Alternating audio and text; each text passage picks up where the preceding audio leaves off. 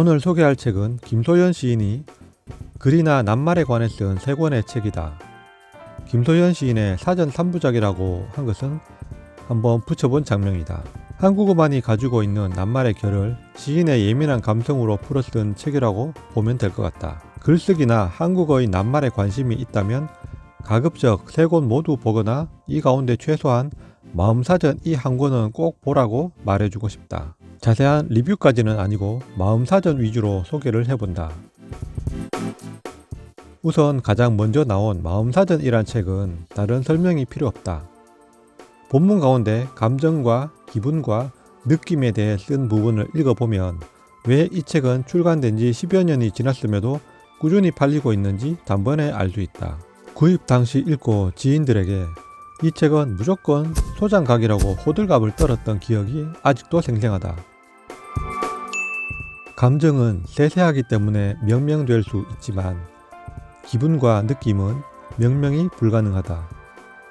감정이 한 칸의 방이라면 기분은 한 채의 집이며 느낌은 한 도시 전체라 할 수 있다.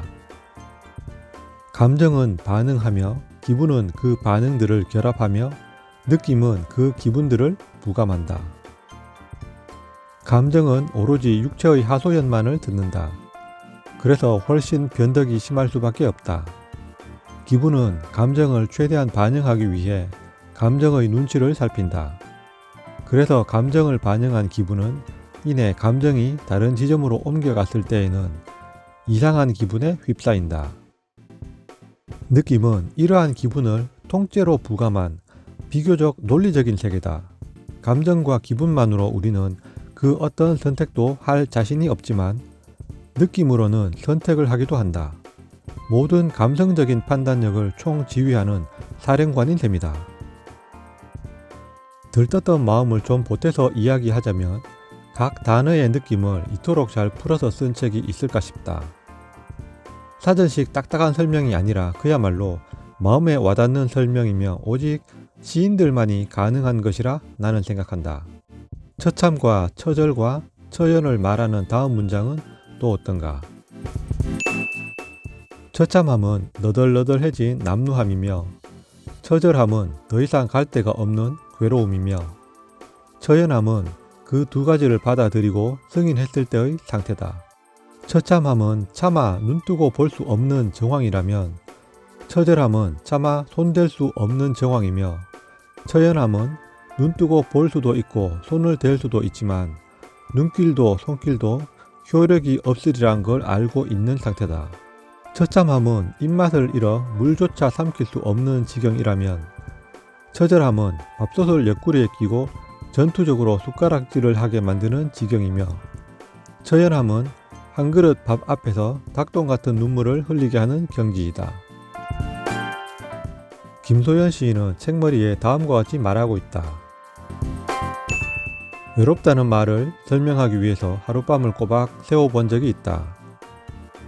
그러니까에서 시작해서 이를테면을 거쳐서 마치 그것은 을 지나 비교하자면 즈음에 이르렀을 때에야 그는 겨우 외롭다는 말을 이해했다. 이해하자마자 그는 침대에 누웠고 이내 코를 골았고 나는 공책을 펼쳤고 외로움을 발화한 대가를 치른 간밤을 낱낱이 기록했다. 10수년 전의 일이다. 우리는 자주 아무렇지 않게 거리낌 없이 툭툭 외롭다를 입 밖으로 던지듯 말한다. 그런데 그 외롭다라는 말을 설명해 보라면 우리는 무슨 단어를 끌어와 설명할까? 나의 외로움과 당신의 외로움이 같을 리 없으니 설명하는 데 동원되는 낱말도 제각각일 것이다. 어쨌든 그 어떤 말을 총동원한다 해도 우리는 외롭다는 걸 설명하는데 결국 실패할 것이다. 어쩌면 모든 설명은 실패를 가정하고 하는 것인지도 모르겠다. 이 마음사전이란 책은 마음을 나타내는 말들에 관한 시인의 지난한 과정이었을 것이다. 야구 중계를 보거나 야구에 관심이 있다면 들어봤을 말 가운데 결대로 쳐라 그런 말이 있다. 투수가 던진 공의 궤적에 결대로 배트를 휘둘러 쳐라는 것인데 낱말의 사용 역시 마찬가지인 것 같다. 각각의 낱말이 가진 결이 있고 그 결을 잘 살펴서 썼을 때 효과적인 설명이 될 것이다. 당신은 과연 당신의 마음 상태를 설명할 때 어떤 단어를 꺼내 썼는지, 과연 제대로 발설했는지, 그리고 좀 더 섬세한 표현을 꺼내 보이고 싶다면 이 마음사전을 펼쳐보기 바란다. 워낙에 애정하는 책이다 보니 잔소리가 좀 길었다.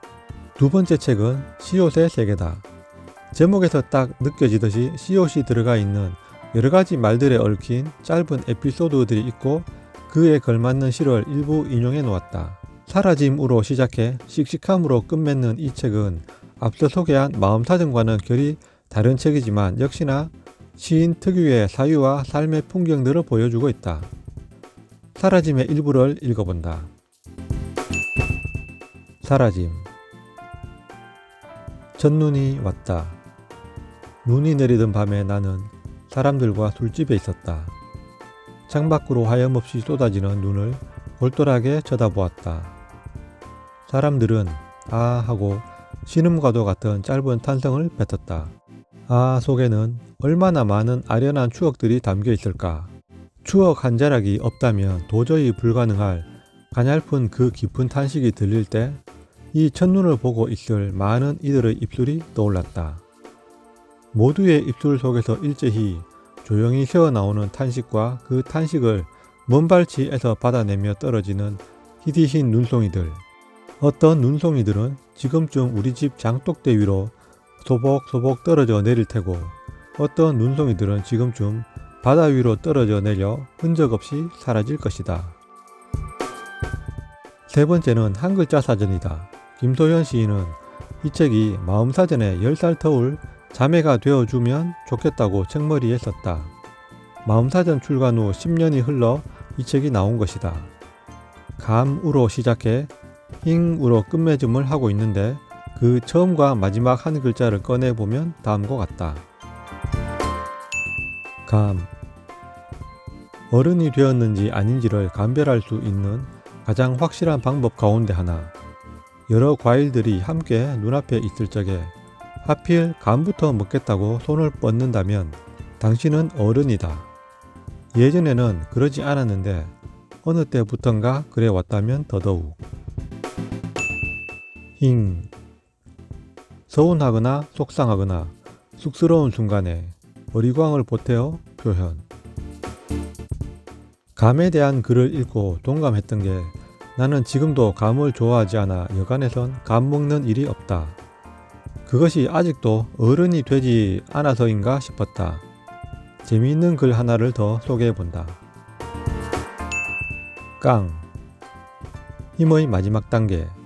젖먹던 힘은 배짱에서 악착으로, 그리고 오기로, 그 다음 깡의 순서로 버전업 되어 간다.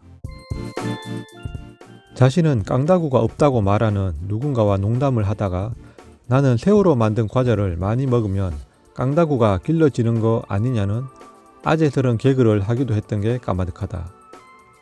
각각의 책을 자세하게 살피지 않은 건 책들의 결이 크게 다르지 않기 때문이다. 무심코 썼고 앞으로 쓸 많은 낱말들에게는 그것들마다 고유의 결이 있음을 알아채야 한다. 말이나 글을 쓰기에 앞서 어떻게 써야 하나 한 번이라도 망설이고 주저해본 사람에게는 마음사전과 같은 책이 귀한 책이 되지 않을까 싶어 소개해봤다.